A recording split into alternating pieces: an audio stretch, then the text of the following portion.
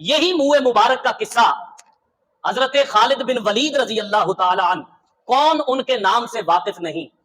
125 جنگوں کے اندر آپ نے شرکت کی، موت پھر بھی بستر پر آئی۔ 125 جنگوں میں آپ نے اپنی بہادری کے جوہر دکھائے۔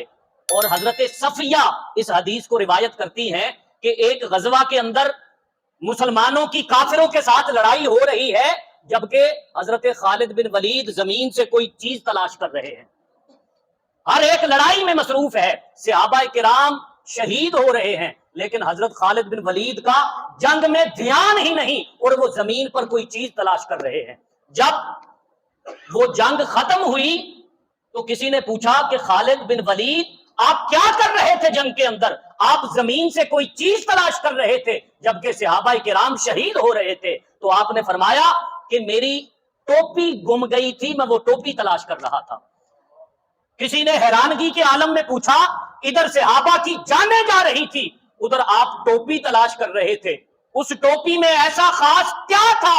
وہ اون کی بنی ہوئی ٹوپی تھی۔ تو آپ نے فرمایا اس ٹوپی میں جو خاص چیز تھی وہ حضور کا منہ مبارک تھا، حضور کا منہ مبارک تھا۔ اور میں نے اپنے نفس کو یہ کہا تھا کہ آج خالد بن ولید کی جان جاتی ہے تو چلی جائے، حضور کے منہ مبارک والی ٹوپی نہیں جانے دوں گا۔ اور یہی خالد بن ولید ہیں۔ جنگ یرموک کا موقع ہے، یہ گمسان کی لڑائی تھی کفار کے ساتھ۔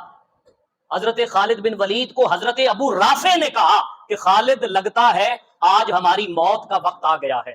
جب چاروں طرف سے کافروں نے ہمارا گھیراؤ کر لیا ہے، حضرت خالد بن ولید نے کہا ابو رافع واقعہ ہی ہماری موت کا وقت آ گیا ہے، کیونکہ میں وہ ٹوپی تو گھر بھول آیا ہوں۔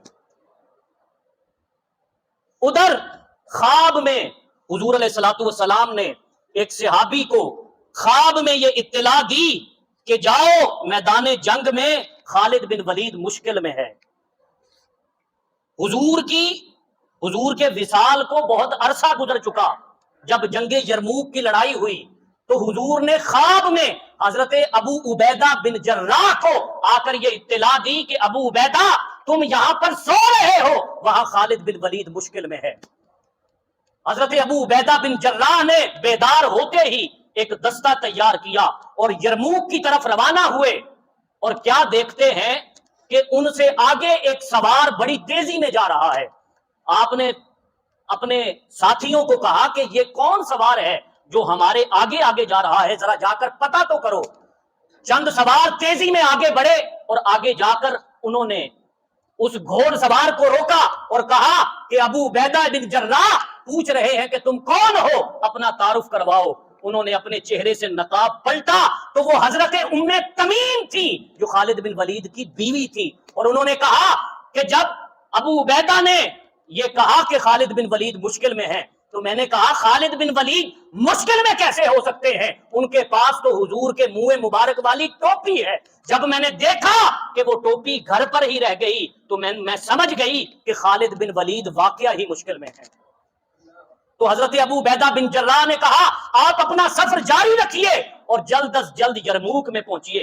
حضرت ابو رافع کہتے ہیں خدا کی عزت کی قسم حضرت ام تمیم کا میدان یرموک میں آنا تھا کہ مسلمان ہاری ہوئی جنگ دوبارہ جیت گئے۔ یہ حضور کے منہ مبارک کی برکت تھی کہ مسلمان جس جنگ میں شکست ہو چکی تھی اس کو دوبارہ جیت گئے۔